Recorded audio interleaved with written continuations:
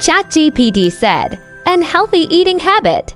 Eating too much pork and too little fish. At present, pork remains the main source of animal protein for most people.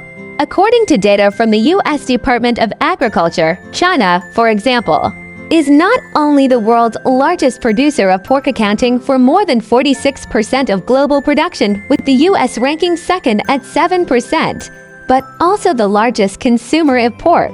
But is pork really more nutritious and healthier than other types of meat?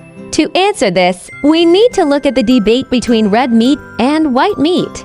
There are several ways to classify meat as red or white, but generally, red meat includes beef, pork, and lamb, while white meat refers to poultry and fish such as chicken, duck, and seafood.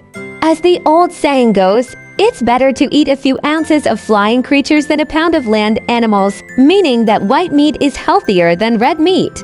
Some people believe that eating fish makes you smarter and that no other meat compares to fish.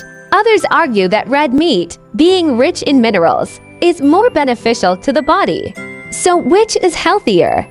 Nutritionists recommend following this general rule. Eating livestock meat such as pork or beef is less healthy than eating poultry, and eating poultry is less healthy than eating fish. In other words, lighter-colored meat tends to be more nutritious than darker-colored meat. Experts therefore suggest consuming more fish, chicken, and duck, and less red meat. Pork contains relatively low levels of protein and high amounts of saturated fat, total fat, and cholesterol, as well as a high-calorie content. Long-term or excessive consumption, especially of fatty pork, can be harmful to health. Even lean pork isn't as lean as it looks. Hidden fat makes up about 28% of its weight.